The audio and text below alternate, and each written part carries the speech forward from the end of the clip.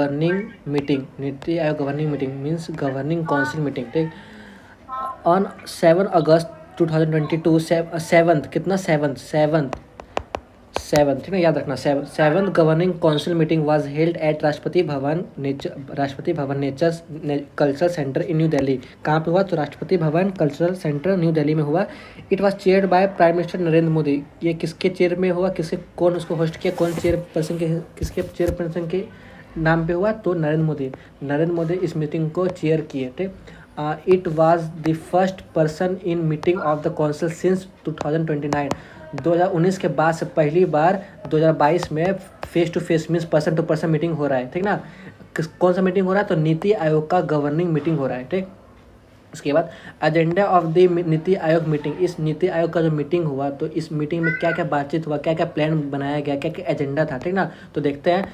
First में, to achieve the self sufficiency in pulses, oil seeds and other agriculture communities. इस meeting में ये बात किया गया कि इंडिया को सेल्फ सफिशिएंसी बनना है। किसके फील्ड में? पल्स के फील्ड में, दाल के फील्ड में, ऑयल सीड के फील्ड में, फिर अदर एग्रीकल्चर कम्युनिटीज़ का। और एग्रीकल्चर फील्ड में इंडिया को ज़्यादा से ज़्यादा ग्रोथ करवाना है, ज़्यादा से ज़्यादा प्रमोट होना है।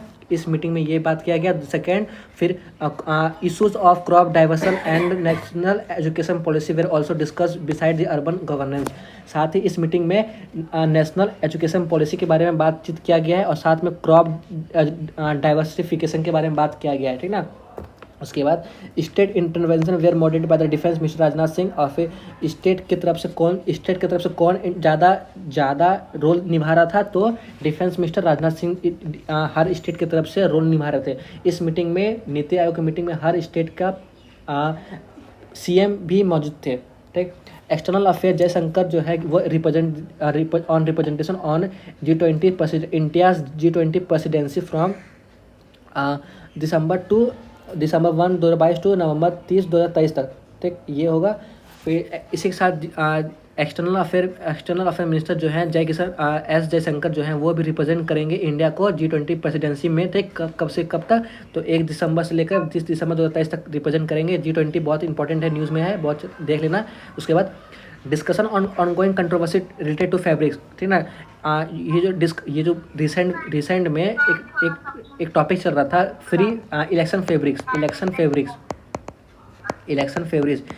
फेब्रिक्स का मतलब होता है जो भी कोई नेता वेता है और कोई प्रॉमिस करता है, वोटर से प्रॉमिस करता है कि आप हमको वोट दीजिएगा तो हमको ये देंगे, वो देंगे, फ्री का बिजली देंगे, फ्री का लैपटॉप देंगे, ये सब। तो इस कंट्रोवर्सी पे ये मुद्दा उठा था। तो इस कंट्रोवर्सी पे कोई बातचीत इस मीटिंग में नहीं हुआ था, ठीक ना, नहीं हुआ। और साथ ही किस मैटर पे हुआ? तो जीएसटी रिव्यू के बारे में बात हुआ। तो और फिर मैनी स्टेट्स राइज कंसर्न। इस मीटिंग में बहुत सारे स्टेट जो है वो एमएसपी के मिनिमम सपोर्ट प्राइस, एमएसपी पर रिव्यू ऑफ जीएसटी पे, शॉर्टेज ऑफ आईएएस ऑफिसर पे, और फिर increase allocation of funds for states, ठीक ना। इस मैटर पे स्टेट अपना कंसर्न शो किया है। किसको? नीति आयोग को किया है। किसके सामने? पीएम के सामने किया है। कौन किया है? सीएम किया है। किसके सामने? पीएम के सामने किया है, ठीक। Allocation of funds for state means ज़्यादा से ज़्यादा आप फंडिंग दे स्टेट्स को। ये बात भी स्टेट कह रहा है। किसको? सीएम पीएम को कह रहा है। किस मीटिंग में? नीति आयोग की मीटिंग में कह रहा है, ठीक। उसके बाद NITI Aayog will increase its outreach to states on how its could collaborate with further, ठीक। नीति आयोग साथ ही अपना आउटरीच बढ़ा रहा है कि कैसे हर स्टेट्स को कैसे अच्छे से फर्दर कोलैबोरेट किया जाए, कैसे हर स्टेट को साथ में लेके इंडिया को ग्रोथ किया जाए, इंडिया को डेवलप किया जाए, ठीक। They discuss on how to lower down independence import edible oils from 50 to 25%, ठीक। मीटिंग में क्या क्या बात हुआ ज़्यादा नहीं जानना है, बस कुछ पॉइंट जानना है कि इस मैटर पे बात हुआ है। नीति आयोग है क्या, नीति आयोग को कुछ के बारे में इन्फॉर्मेशन, फैक्चुअल इन्फॉर्मेशन, बस इतना ही पूछेगा, ज़्यादा नहीं पूछेगा, क्या क्या डीपली अंदर नहीं पूछेगा, ठीक। उसके बाद ड्यूरिंग मीटिंग के दौरान जो है प्राइम मिनिस्टर जो नरेंद्र मोदी है वो भी हर स्टेट को बोले गए हैं कि आप हर स्टेट को बोला कि आप भी अच्छा क्या कहते हैं अच्छे से सिग्निफिकेंट रोल निभाना भी है और निभाए भी थे कोविड-19 के समय में।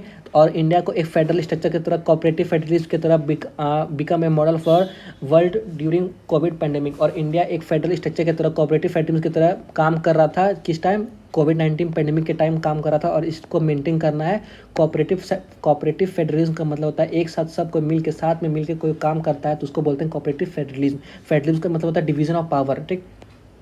उसके बाद नीति आयोग गवर्निंग काउंसिल के बारे में कुछ एक्स्ट्रा इन्फॉर्मेशन है, फैक्चुअल डेटा है, फैक्ट्स है, क्या क्या फैक्ट्स है कि member of the governing council of the NITI Aayog includes, कौन कौन इंक्लूड्स होते हैं, तो प्राइम मिनिस्टर होता है, प्राइम मिनिस्टर इस मीटिंग के चेयरमैन होते हैं, ठीक है, चेयरमैन होते हैं, मीन्स नीति आयोग के चेयरमैन कौन होते हैं, तो प्राइम मिनिस्टर होते हैं। फिर उसके बाद आते हैं CEO आते हैं, फिर उसके बाद आते हैं वाइस प्रेसिडेंट। CEO कौन है, कोई कुछ तमिल करके कोई नाम है, इसका नाम अभी याद नहीं आ रहा है, वो देख लेना। फिर उसका वाइस CEO का नाम है सुमेन बेरी। कौन नाम है, सुमेन बेरी, ये बहुत इंपॉर्टेंट है, सुमेन बेरी, ठीक, सुमेन बेरी। उसके बाद फिर एक्स चीफ मिनिस्टर इस मीटिंग में चीफ मिनिस्टर हर स्टेट के चीफ मिनिस्टर और यूनियन टेरिटरी के हेड होते हैं। फिर एक्स ऑफिशियल मेंबर होते हैं, लेफ्टिनेंट गवर्नर होते हैं, हर यूनियन टेरिटरी के होते हैं, और वाइस चेयरमैन होते हैं, जो बोले vice chairman of NITI Aayog जो कि सुमन बेरी है, ठीक। वाइस CEO नहीं होता है, सॉरी वाइस CEO नहीं होता है, वाइस चेयरमैन होता है जो कि सुमन बेरी है, ठीक। बस इतना ही है।